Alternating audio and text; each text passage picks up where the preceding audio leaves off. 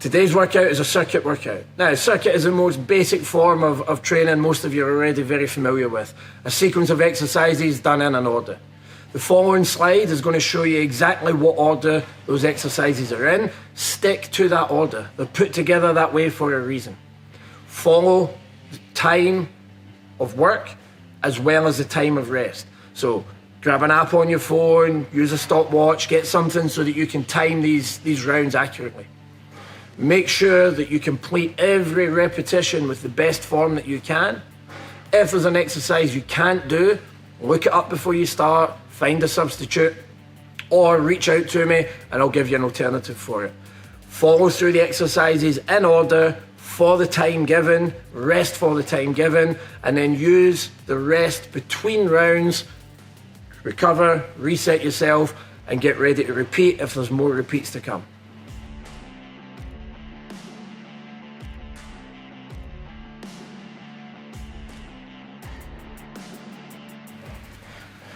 For our squat with a half turn, I'm going to try and get 180 degrees on the jump. So you need to put a little bit of height on the jump, and you really got to work that rotation as soon as you leave the floor. So drop into it, load up on those legs, push, transfer yourself 180 degrees, drop down, back through the other way. Down, rotate, drop, rotate. It's your squat with a half turn.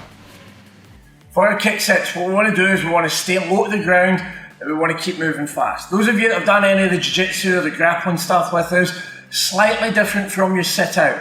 The sit-out is focused very much on moving the opponent. The Kicksits, it's just getting those legs moving left and right. So we stay low, we keep our hands fairly low to the ground. I'm going to give you two options with the hands. And we want to get that speed of the legs building up, getting nice and fast. You got two hands down is harder, lifting the hand as you turn is a little bit easier. Now the reason for this, when one hand stays down and I twist my body out to the side, I've got a slight bit of compression under here, my lung can't fill up fully. So by lifting the hand, you open that out and you allow that little bit extra space to get the deep breath. So lift the hand up to make it easier, keep both hands down on the floor to make it harder. You start from that low position, I'm going to step the back foot and I want to slide that leg through. Now in one movement, I'm going to kick that through and change. So you can see my hips are staying nice and low, and the aim is to get that movement working fast. So my start position from here, step one leg, kick through, and then switch.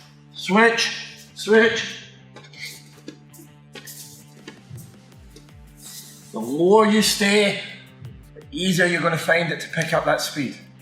With the hand lift option, as I'm here, boom. Hand comes up, opens the chest, more oxygen in, change. Breathing each time with it. On a lateral lunge, we're going to step left and right. Again, the important thing is that when I step, my feet continue pointing forward. So, I'm going to take my left leg, step wide. Now at this point I need to sink my hips back on a 45-degree angle. So the outside leg is going to bend, the hips sit down, push up, come back in.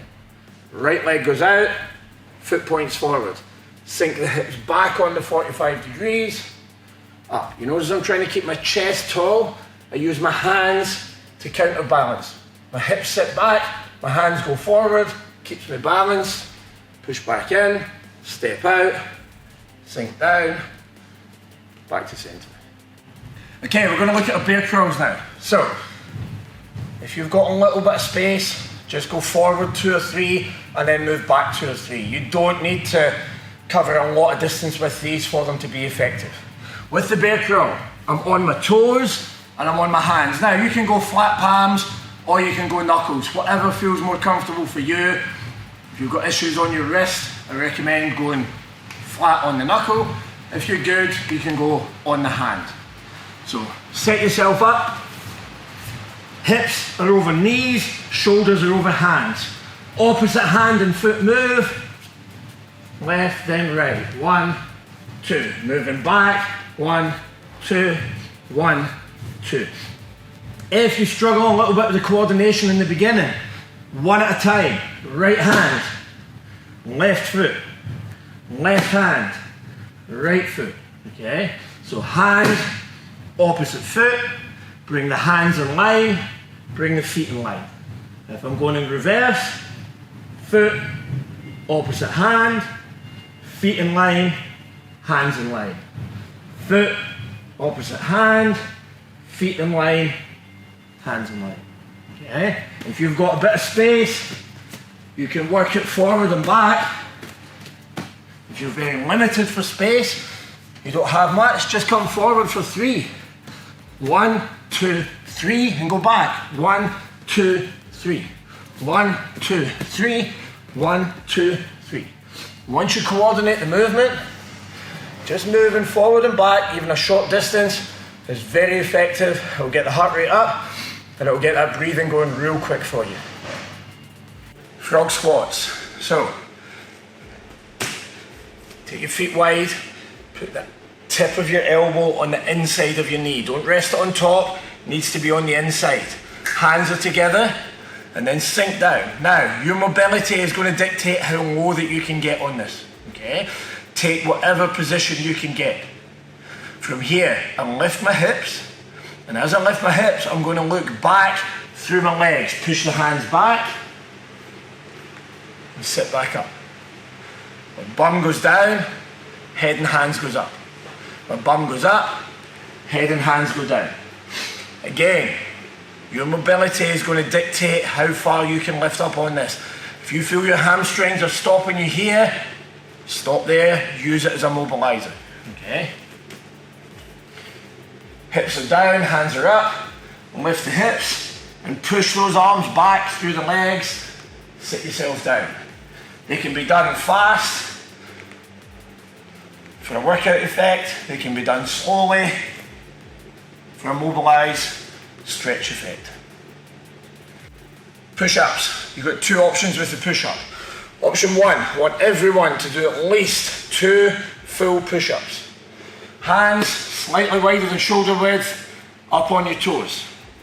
The wider you take your feet, the easier your push-up's going to be. So if you really struggle, go with a wide base on your feet. Feet together is the optimal position.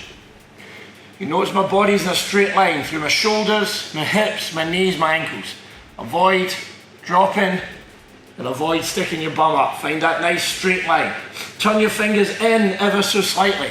Your left hand, your middle finger points to 1 o'clock, your right hand points to 11 o'clock. So the hands are just slightly turned in. Drop down, push through. Drop down, squeeze the shoulder blades at the bottom, and push. If you need to go to your knees, you drop your knees from that top position. My knees, my hips, my shoulders stay in line. Drop and push. There is no point in doing push-ups back here, because if I take my hands away, it does the same thing, okay? Make sure that the hips are forward, hands are in position, toes are off the floor, and you're working. For a lizard walk, I'm going to give you a couple of variations as always. The lower you stay at the ground, the more load you're going to put on your shoulders, your chest, your legs. Lifting yourself a little bit higher, just going to make it a touch easier for you. Start in your push-up position. Okay. Feet are wide, hands are wide. Opposite hand and opposite foot, both move forward. Okay. Back hand and the back foot, move forward. So you see I'm staying up nice and high with it now. Opposite hand and foot, always moving. If you want to make that a little bit harder, when I step, I'm just going to drop down low. So I come from here, opposite hand and foot move, and then you come down. Opposite hand and foot move, down. Bringing the chest to the floor. I want to try and bring the knee to the elbow as I step forward. So from here, step, drop. Step, drop. Russian twists. So I'm back in my seated position from here. Russian twists, it's a small movement. slow movement, a controlled movement. Too fast, too much momentum, you miss the effect of this exercise. Legs are out, knees slightly bent. Option 1 is feet on the floor and my body is upright. I want you to imagine you're holding a ball in your hands and that ball must stay in line with the center of my chest. My shoulders turn as far around as I can go. Then I'm just going to touch that ball to the floor. Bring it back to center. Turn the whole body, touch the ball, back to center. Option 1 for making it harder, lean back a little bit. Turn the shoulders, back to center. Shoulders, center. I can also lift my feet up. You need to be able to find that balance. Turn, back. Turn, back. That stop in the middle is critical for making you work. If you just sit and bounce your arms side to side, there's no workout in this. Shoulders turn, arms drop, pause in the center. Do not cross your feet. Feet side by side the whole time. For gorillas is a movement-based exercise. Now, you don't need a heap of space to do this. If you've got 10, 15 meters of open space, if you're outdoors, if you've got a little bit of garden, fantastic. You can use that full space. If you're working in your lounge room, all you need is 2 or 3 meters, just clear a little bit of space, and you're just going to work forward and back. Now, if you're working in a confined space, keep your gorilla jumps short. That's the best advice I can give you. Otherwise, you'll find that you do 1, maybe 2 movements, you've covered the whole space, and you're not going to get that movement that we're looking for. So with your gorillas, I start down in my squat position. Okay? On your knuckles, you lean forward, put your weight on your knuckles. Now, when we do this is real important. Look after your neck. Keep your chin tucked and keep your eyes down. What I want you to avoid is jumping forward and having your head up in this position here. My hands are back, my head is up. You're going to crick your neck, you'll lock something up, you'll jam it, you'll be in a lot of pain with it. So the head stays neutral throughout the movement. When I release my hands, that's when I'm going to lift my head. Okay, so watch and it will make sense. So from here, I'm down in that low position. Onto the knuckles, move forward, keep the chin tucked, jump your feet forward. Now your mobility is what's going to dictate. Do you get to here? Do you get to here? Do you get to here? It doesn't matter what one you get. My chin is still tucked, and as soon as I release my hands, then I can look up.